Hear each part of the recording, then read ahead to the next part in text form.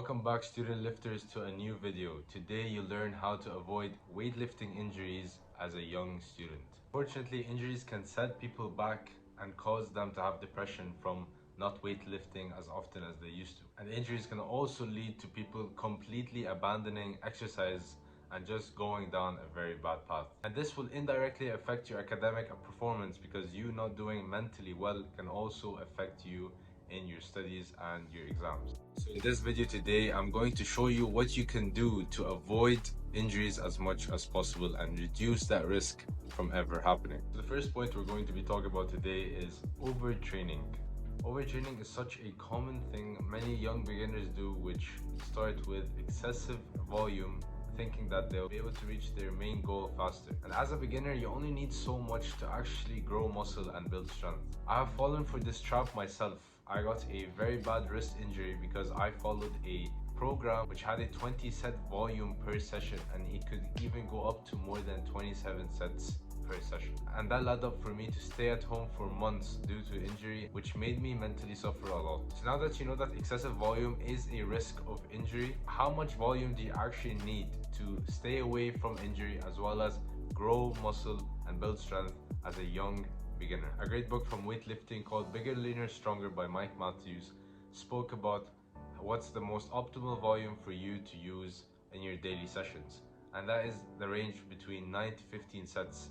And this has been proved by research, and that range helped me a lot in the beginning to be able to build muscle and strength, as well as prevented me from getting an injury. Now you understand that too much volume puts you at a risk of injury, as well as affects your joints and recovery rate. Let's talk about another factor that puts people in risk of injury and is related to training.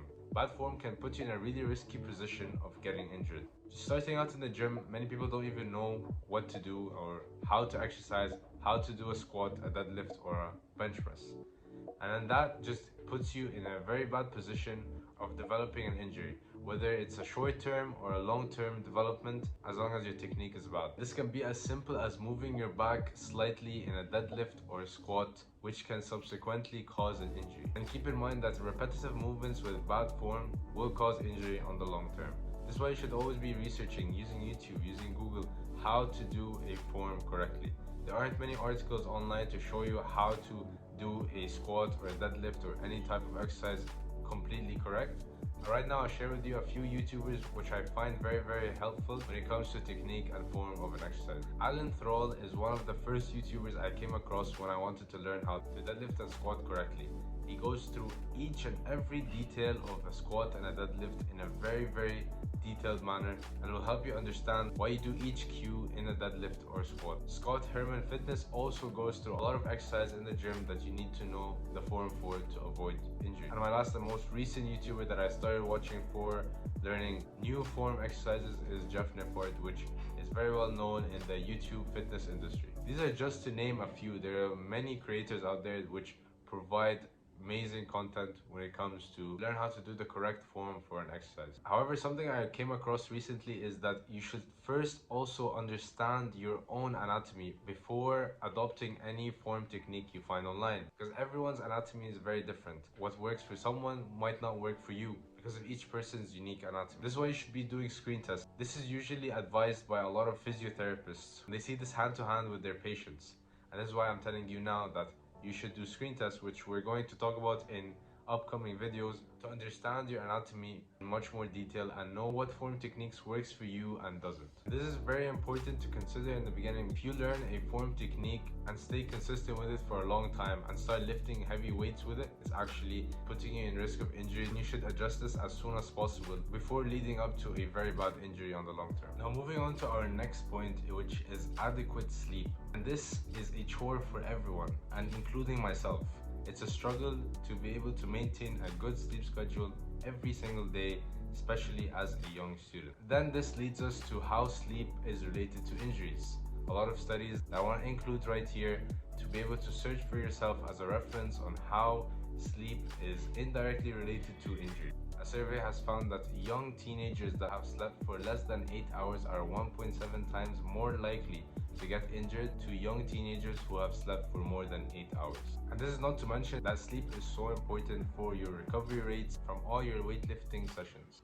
If you're not recovering well from your sessions, you're going to put yourself in a much greater risk of injury. Not to mention that bad sleep causes depression and anxiety, which can also lead to an increase of injury. As well as sleep quality is an important factor to consider to be able to avoid injuries from the gym. Good rule of thumb is sleeping for a minimum of 8 hours a night, and this can go up to 10 hours, and anything more than that will just make you a lazy little guy. This will also help skyrocket your recovery and muscle growth progress as a young beginner. For our fourth point on how to prevent injuries, we're going to talk about something that is not very well known for everyone. This is a chance for you to understand this on an early stage of your weightlifting journey as a young student.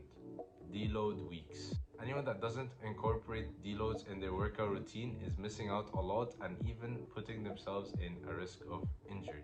This was another point derived from the book Bigger, Leaner, Stronger, where they talk about how deloads are very effective to sustain the health of your joints as well as prevent injury from occurring. Having a simple week off from the gym helps your joints rest and recover from that intense period of weightlifting. This is why many coaches and scientists have always recommended to have deload weeks in your program to be able to build muscle faster as well as prevent you from getting an injury. Many young weightlifting beginners struggle to balance school, gym, and their social life. I can also say that I struggled this myself, day in and day out. Balancing gym, uni, and my social life is no easy task for anyone. But let me tell you that it's 100% possible and will be completely easy once you have a system. And this system I shared in my last video on how I balance med school and gym, and this can be applied to all young students from any type of major and help you become the best version of yourself. And if this video provided you with any value, make sure to subscribe to get more videos like these and support your weightlifting journey as a young student. I'll see you all in the next video.